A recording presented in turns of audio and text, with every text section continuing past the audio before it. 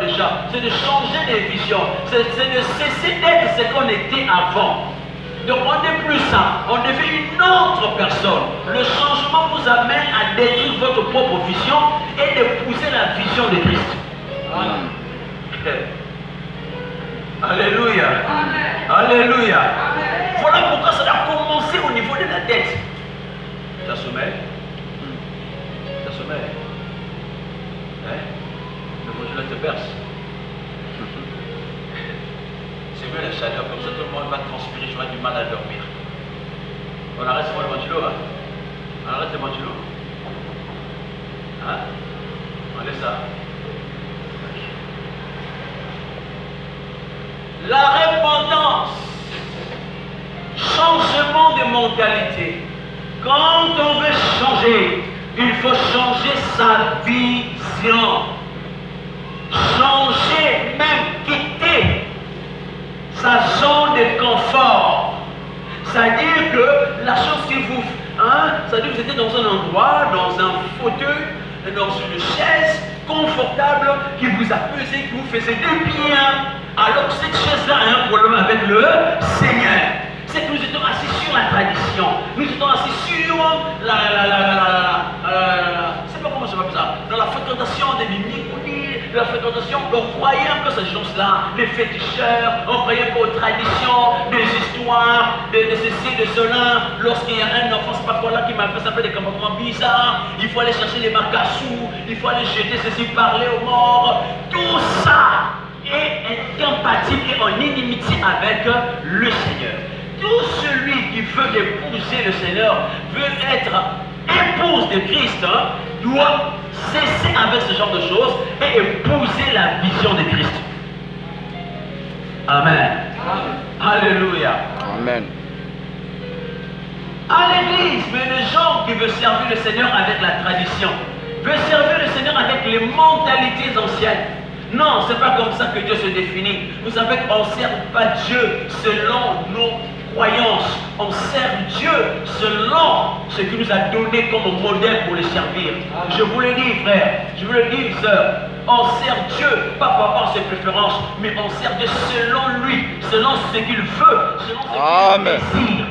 C'est comme ça qu'on sert Dieu. On ne sert pas Dieu, non, j'adore à ma manière. On n'adore jamais à sa manière. On ne peut pas servir Dieu à sa manière, ça ne marche pas. Même en étant travailleur d'une personne, vous devez respecter la politique de la maison. C'est comme ça que ça marche. C'est pas vrai? Amen. Ah oui, je vais te donner cet exemple. Tu veux coudre ton habit, c'est pas amener ton habit au tailleur. Tu ne vas pas vouloir que le tailleur t'impose un modèle, mais tu donneras ton propre modèle. Donc il va coudre selon ton modèle. C'est la même chose avec le Seigneur. Le tailleur veut servir. Le service, c'est quoi? Il met à ta disposition ses services, ses compétences, mais en suivant le modèle. Il ne te fait pas ça selon elle ou selon lui, mais selon toi. Pour permettre à ce que lorsqu'il va faire ça, ça va te plaire. Est-ce que vous comprenez cela? Dieu sait comment se plaire lui-même. Il nous a donné ce qu'il faut faire. Il nous a donné, regardez, nous voulons me plaire, regardez, il y a ça, il y a ça, il y a ça. Sans ça, vous ne saurez pas me plaire. Est-ce que vous comprenez cela? Oui, Dieu a défini. Voilà pourquoi nous avons la parole de Dieu. La Bible nous révèle la volonté de Dieu. Lorsque nous appliquons, le cœur de Dieu se réjouit pour nous. Et les faveurs demeurent dans notre vie. Et nous portons également des fruits. Amen. On ne sert pas Dieu selon sa façon de voir, sa croyance. Non, non, non, non, non. On ne sert pas Dieu en ayant sa propre vision. Ça ne marche pas. Ça ne marche pas. C'est un chaos. C'est une contradiction. Il y aura conflit. Il y aura conflit. Et les conflits, on assiste à cela. Des enfants de Dieu qui font dans des églises, mais leur comportement laisse à désirer parce qu'ils veulent servir Dieu avec leur propre vision. Ils viennent à l'église, mais ils consultent les marabouts. Ils viennent à l'église, ils ont encore des histoires autour du Rhin. Ils viennent à l'église, ils fréquentent l'église, ils écoutent la parole de Dieu. C'est comme s'ils n'écoutaient pas la parole de Dieu, mais ils ont encore des choses qu'ils ont gardées comme protection. Ils ont encore des choses qu'ils ont gardées. Non, maman m'avait donné ça. C'est un truc, un talisman de protection, un truc qui me protège. Non! Ça, tu dois te repentir de ça. C'est pas ça. Ah oui, je vous assure. Ne pensez pas. Vous savez quelle vision lorsque vous venez à pensées de la vision. Lorsque vous venez prier, c'est pourquoi? Est-ce que c'est pour écrire le ciel?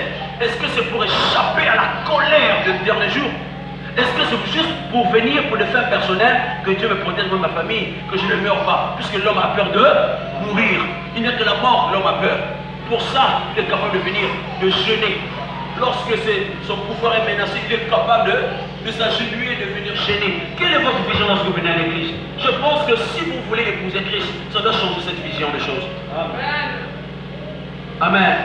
Jésus-Christ revient bientôt, mon frère. Ne perdez pas le temps de votre vision personnelle, de votre vision égoïste qui ne regarde que vous, qui n'arrange que vous. Lorsque ça n'est plus favorable à votre personnalité, à votre intérêt, vous fuyez l'église, vous abandonnez la foi. Ça se voit, on le voit souvent, mon frère. Alléluia. Alléluia. Il faut changer de vision, changement de mentalité. Parce que la plus grande partie qu'il faut détruire en homme, c'est sa mentalité. Sa façon de voir les choses, c'est pas facile. Ça, on ne change pas avec les démons. Tu ne peux pas prier pour ça. Mais tu dois même changer. Alléluia.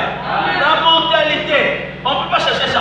Mais c'est à toi de comprendre que ça n'a pas d'avenir. Je ne peux pas continuer par là, par rapport à la parole de Dieu, par rapport à l'excellence de Christ. Vous comprenez? Là, c'est pas bon. Mais là, c'est bon. Là commence la repentance.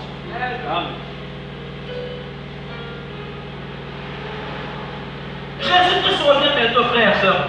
Maman, Jésus-Christ revient bientôt. Cessez cette fille qui n'honore pas le Seigneur, parce que ne croyez pas que vous serez sauvés à cause de ça. Vous allez rester et subir des tribulations, et votre finalité, l'enfer.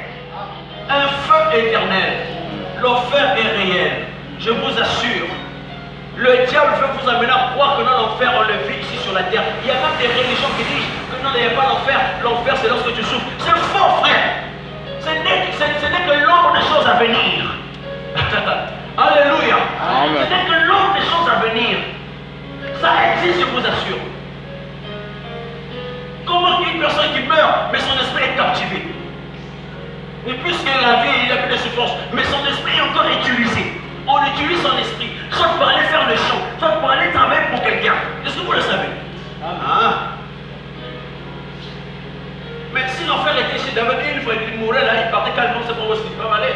Vous faire les